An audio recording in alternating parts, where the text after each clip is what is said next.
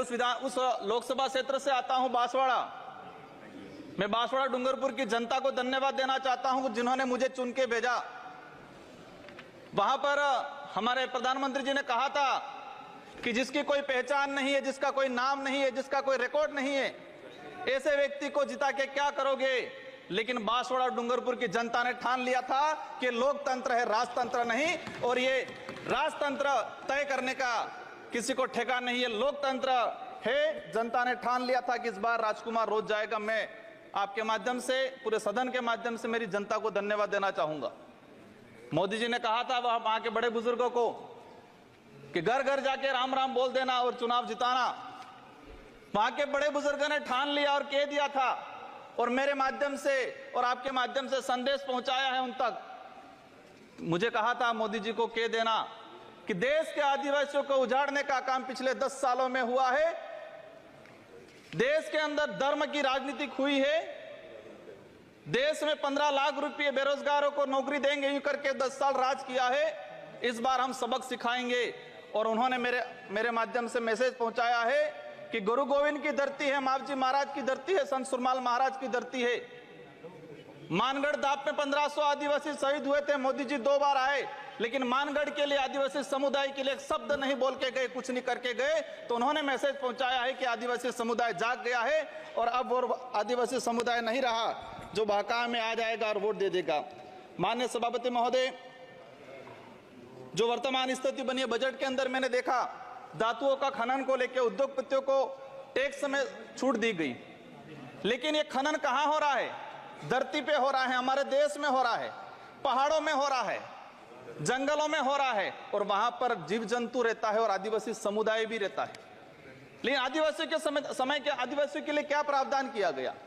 आदिवासी इलाके के अंदर देखा जाए, आदिवासी समुदाय बैठा हुआ है, उसको जमीन का पट्टा नहीं मिला हुआ आज तक, आजादी से पहले से बैठा हुआ है, लेकिन वो जमीन की बात करेगा। सभापति महोदय, यहाँ पर सत्ता को लेके होड़ मची रहती है, सत्ता पाने को लेके बोला जाता है। मैं जो कहना चाह रहा हूं, हमें सत्ता नहीं चाहिए, हमें हमारा अस्तित्व बचाना है, हमारा स्वाभिमान बचाना है, हमारा जल जंगल जमीन बचाना है। और देखा गया देश के अंदर आदिवासी समुदाय जल जंगल जमीन की बात करता है तो उसको नक्सलवाद का ठप्पा दे दिया जाता है, उसको नक्सलवाद के नाम से मारा जाता है। छत्तीसगढ़ का बस्तर का इलाका हम देखते हैं, 11 साल की बच्ची को मारा जाता है और कहा जाता है कि नक्सलाइट थी। 3-3, 4 साल के बच्चों को मारा जाता है, गर्भवती महिलाओं को मारा जाता है। आदिवासियों की, जब भी आदिवासी समुदाय अपने हक अधिकार की बात करता है तो उसको नक्सलाइट का ठप्पा लगाया जाता है।